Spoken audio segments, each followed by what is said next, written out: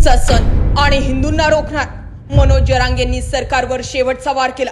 जरांगेंनी अंतरवाली सोडली। मुंबईच्या दिशेने हजारो मराठे निघाले। विखे पाटलांसह 11 मंत्री जरांगेंच्या भेटीसाठी येणार।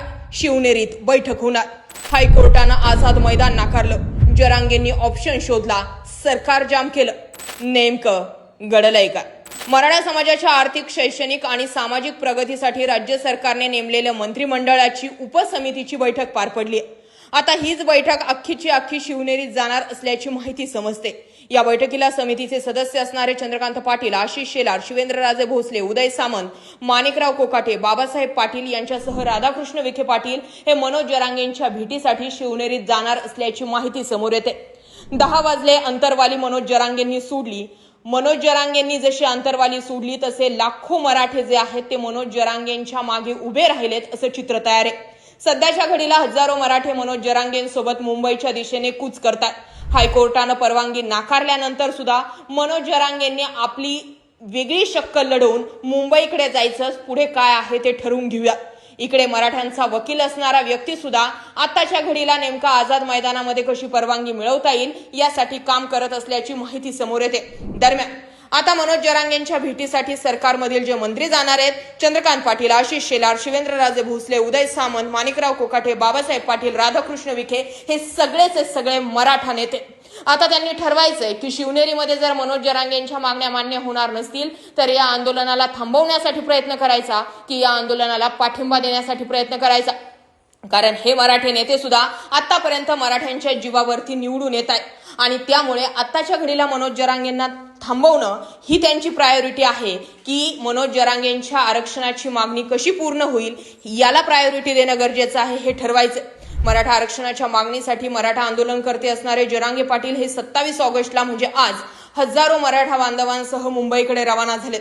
मराठा आरक्षणासाठी 29 ऑगस्ट पासून ते बेमुदत आंदोलन करणार आहेत। मनोज जरांगे यांच्या मुंबई दौऱ्याची तयारी जोरात सुरू आहे। ठिकठिकाणी आंदोलकांना नाश्ता आणि जेवणाची सोय सुद्धा करण्यात आलेली आहे। दरम्यान अंतरवाली सराटी जवळील साष्ट पिंपळगाव येथे सरपंच आणि स्थानिक नागरिकांनी आंदोलकांच्या नाश्त्या पाण्याची गरमागरम पालक पुऱ्यांची आणि चटणीची सोय केली आहे। आजपासून ही तयारी सुरू झाली असून मुंबई मार्गावर जाणाऱ्या सर्व आंदोलकांना निघताना या नाश्त्याचा आस्वाद घेता येणार आहे।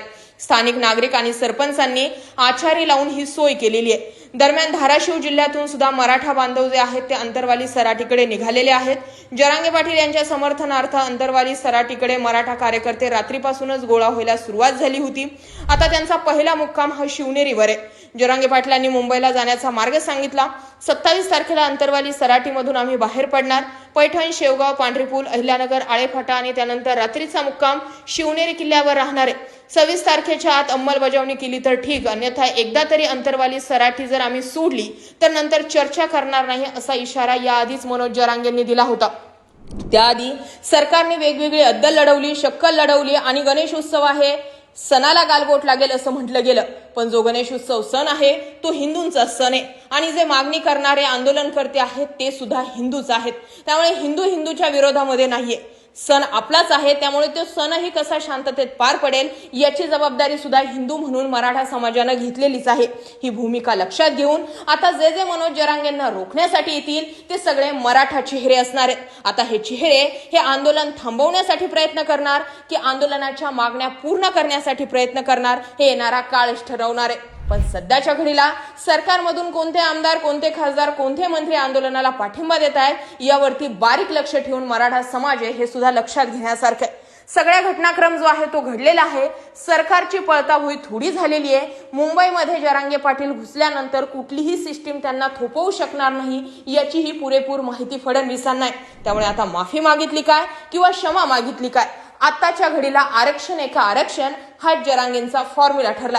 या मुद्द्याकडे तुम्ही कसं पाहता? व्यक्त व्हा, व्हिडिओ शेअर करा आणि तुमचाही मराठा आरक्षणाला पाठिंबा आहे का कमेंट करून नक्की कळवा। जय महाराष्ट्र।